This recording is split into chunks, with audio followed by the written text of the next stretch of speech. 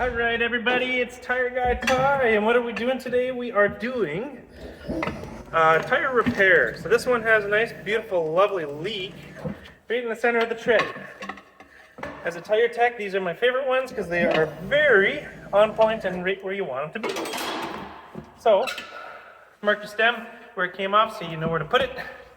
Keep it uniform. As you can see, I have it marked right here. And if you look right there, right there, maybe I get some sunlight on it or some light, you got a screw. Where it is inside, it's clear. If it's not clear, mark it first. Oops. There we go.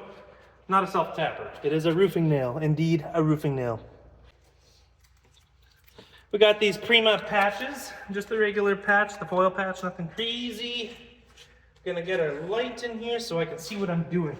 Now, one thing my boss has always told me, never work in the dark, you're not a bat. It's very key. If you're a new tech or whatever you're doing as a tech, make sure you work with a light. It just makes you more accurate and, in hindsight, a better worker. If you can work in the dark and you can confidently do it, sweet, rock and roll. But as a starting out guy, then make sure you just do a good job.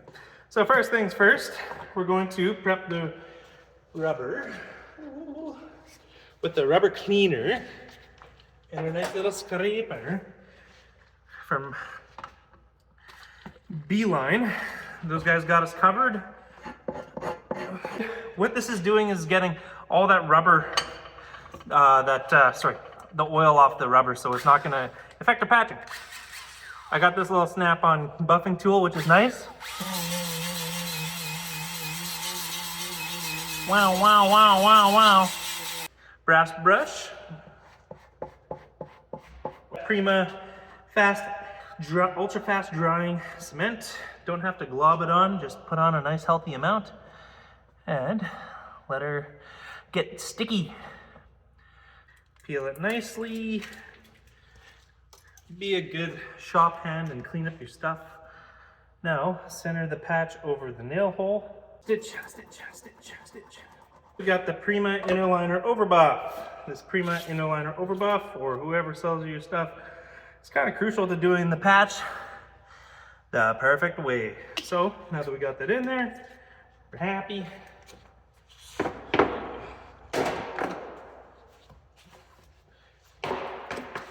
We're gonna re-grease it. Now, a thing that, I'm gonna do this up here so you guys can see me.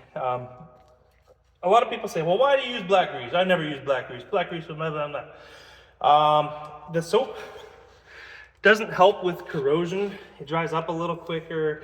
This grease kind of acts as a little bit of a sealer as well.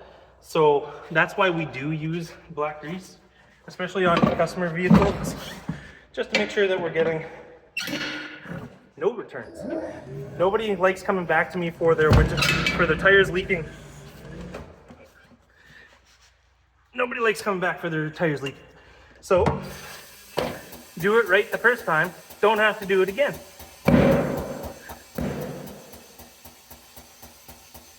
Because you'd be surprised. Often I see people, oh, well, you just patch my tire, and then they come back and it's like, oh, yeah, we have a leaking bead or a leaking valve stem or whatever. And it's like, the extra little things like that make or break how many comebacks you have. And sure, it looks like it's extra work or it's dirtier because it's dirtier because it has black grease everywhere. Just don't get it on yourself. Look, I'm in my office attire and I'm barely dirty, right?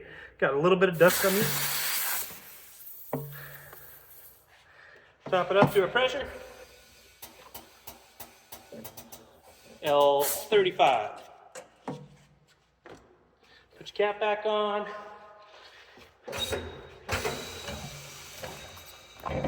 And spray it. And look at that. There you go. No leak. There you go. You can see, no leak. Anywho,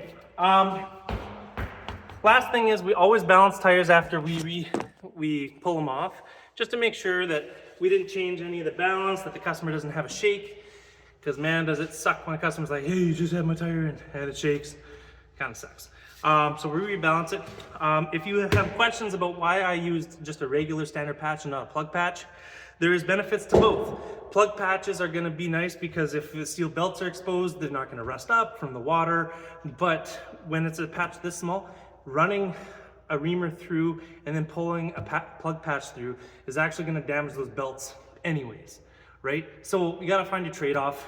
We find that these patches work well, they're cheaper, they do the same purpose. I have had like maybe 1% comebacks, and that's very seldom if it's in a questionable spot. So if you're looking on how to patch stuff properly, that's the way to do it. If you have any questions or you wanna see more, give me a shout.